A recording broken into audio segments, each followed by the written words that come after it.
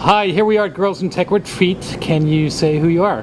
My name is Bronwyn Saglimbeni, and I am a public presence coach. So sometimes that means public speaking coach, sometimes that means on-camera coach, sometimes it means media coach. But today I was able to address the Girls in Tech community about specifically public speaking. And the title of the presentation was called Power and Presence. And the reason we chose that topic is that sometimes just those words together can have such a masculine connotation. So what we wanted to do was talk to this group about unpacking what does that mean for us as women.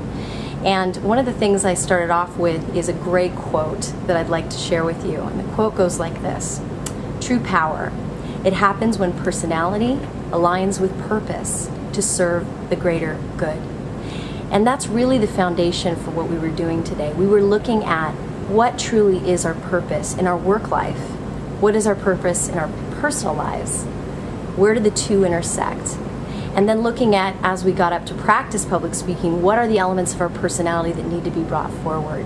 You can always tell when somebody's holding back when they're presenting because they're either boring or they're not fun to watch for some reason. Because when somebody's truly being their self on stage and in really solid alignment with their purpose, they're magnetic. So part of our exercises today, we're really aligning those two things and asking people, what is your purpose at work? And sometimes the question came up of, well, I'm just an engineer, or well, I'm just presenting numbers. Every time we have an opportunity to get up and speak, we have to really cherish that time and nail it. So part of what we always have to do, men or women, every time we get up to speak, I don't care if it's a deeply technical slide we're presenting or a technical story we're presenting, we are always needing to tell a good story that's memorable, that's emotional, that has some humorous elements to it, if that's in alignment with your personality. Too often we forget that and we get on stage with our deck. It's filled with lots of words, very few images, and we wonder why people look glassy in the audience. So that was one of the main things we worked on today. And then we ended with really asking ourselves, what does power really mean? I think one of the things my partner Christine was struggling with is coming up with this notion of feminine power archetypes. And one of the things we posed to the group was, men have these very commonly known heroic archetypes that they get to draw from when they take the stage or tell a story. And as women, I think we need to come up with our new power archetypes. And we are the archetypes at this point. So we have to really ask ourselves, what are we going to do when we take the stage?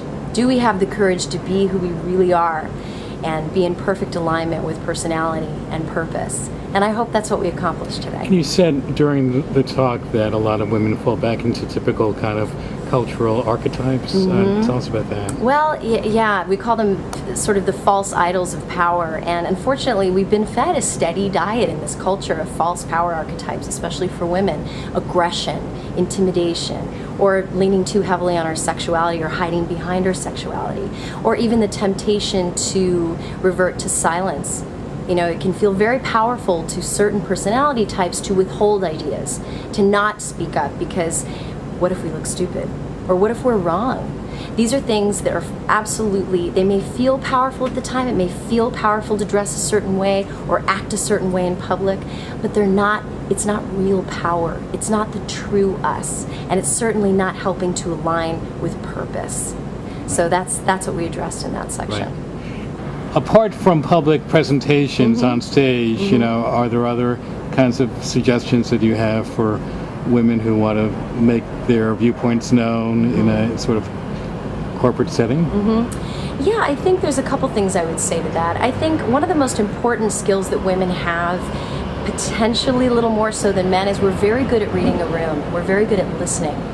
And I think one of the most powerful things we can bring is that ability to listen and to know what's resonating and what's not. Yeah. So if you walk into a room and you're able to read the room, you can adapt to the personality of that room to establish credibility. This is something Christine spoke about.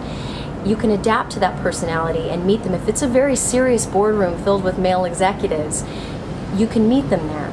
But you can also, once you've established credibility, start injecting a little bit more of yourself in there, in whatever fashion that may be. So I think listening and room reading skills are very, very important. It helps you tailor your message, know when you're losing people, or know when you've got them. And that's how we really influence, is by understanding where people are coming from and meeting them there. Can you just talk for a minute about public speaking and about some of the common mistakes people make with their body language or other things that they do? What are you seeing, and how do you fix that?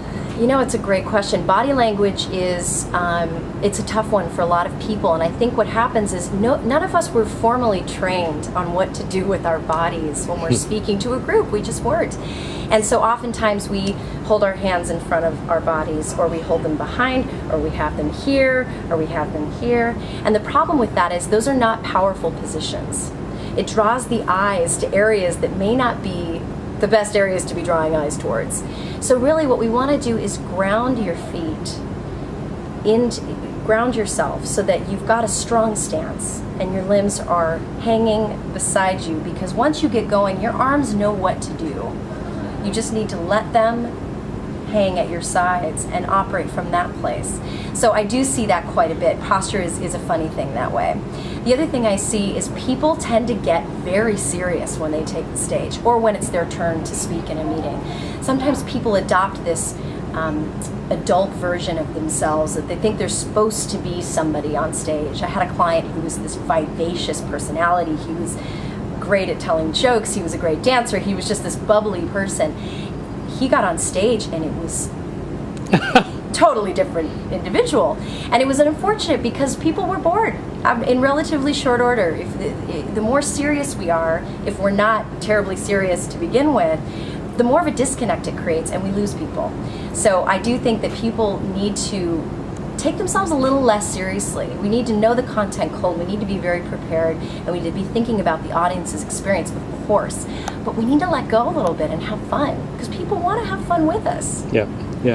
So you go into different enterprises and give consulting advice on how to do all this to some of the top managers? Is that? Yes, exactly. It can be the CEO, it can be the sales team, whoever it is in the organization is fair game.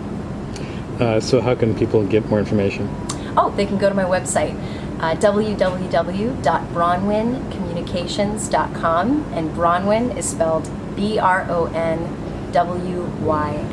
Okay. All right. Thanks very much. Thank you. All right. Take care.